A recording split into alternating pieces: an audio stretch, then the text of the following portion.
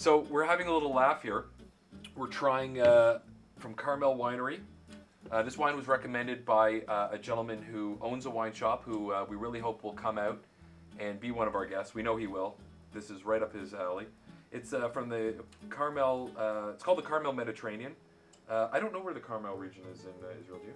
Not exactly, no. Go find out. Go to Israel, write us, let us know. So this is their Mediterranean.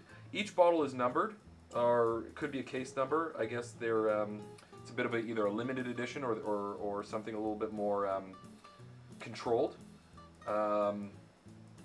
With the Kever Zichron Yaakov on it, which is actually kind of nice. By the way, this wine is non-mevushal, and the last two have been non-mevushal as well, which is different from the first one.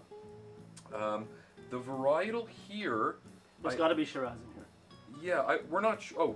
Yeah, let's see what I got here. I think that's the alcohol percentage. It's all in Hebrew, which I'm So we got somewhat... Karinan, Shiraz, Petit Verdot, Petit Syrah, Malbec, and Voignet. So the Caran is very interesting. Yeah. That's a French varietal that's usually used just as a flavoring. I've never... Yeah, if that's the first one, I'd be very surprised. What's interesting is, so as I was mentioning, it's a 2009. We were having a laugh because the first thing I picked up on on the nose of the wine is plastic. I'm getting new car smell. I'm getting when you first unpack your box of Converse shoes that smell from the soles. That's the first thing that popped into my mind. I have a similar smell also, which is kind of a funny one. Not soiled, fresh out of the package, baby diaper. I don't know that smell. I don't know that. I don't recognize that. But you don't remember that smell? No, I do. We have one still in diapers. I do, but it's definitely a factory produced false smell. Not saying that the vineyard put anything false in there, but that's the nose that's coming through. Plasticky, but in a good artificial. way, in my opinion. Yeah, it's a nice smell. None of these are negative critiques. I've tasted some things in it that people would be turned off on, but that's not a bad thing. For me, finding something interesting in wine is the enjoyment. Right. So I'm definitely getting that, along with definitely red fruits, red berries. The producer wants us to find currant, wild berry, blackberry, cassis. Blackberry. It says baker's chocolate. I don't get that on the nose, but I am hoping to go in there and find it. I got some on the nose. I also notice, it's interesting, before we looked at the grapes that are in here, I said to Toby, this wine is almost opaque. You almost can't see through it. And now it makes sense because of the Carignan grapes. That's a very, very dark, thick, produces a very, very dark, thick wine that you can't even see through. So it's not that it's unfiltered or that it wouldn't be clear. It's just so dark that it's opaque. Remember, guys, wine is a sensory experience. Try to bring all 5 senses, maybe even your 6th.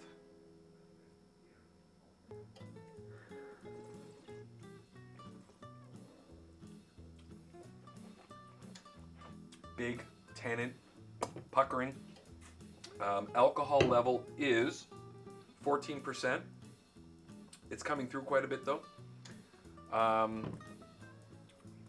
Tasty. Delicious. Tasty. Yeah.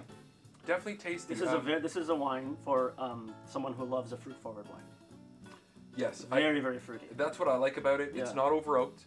I think that tannin and the alcohol at 14%, it's not low, will dissipate as we let it breathe. I think this wine has the possibility of sitting on your table for a half hour to an hour before serving, and I think that red fruit will really come out. I'm not getting any manufactured plastic on the taste, which is nice because that could be a big turnoff. I'm enjoying this. Yeah, very tannic, very fruity.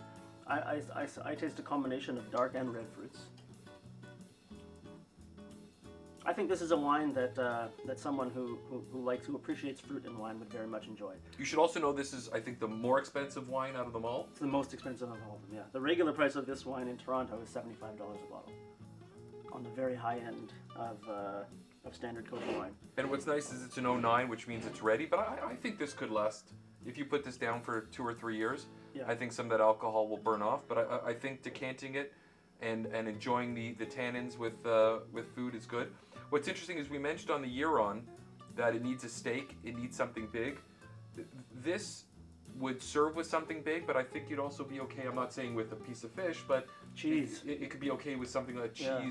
Definitely something that that would bring out the flavor. I think cheese is a good call.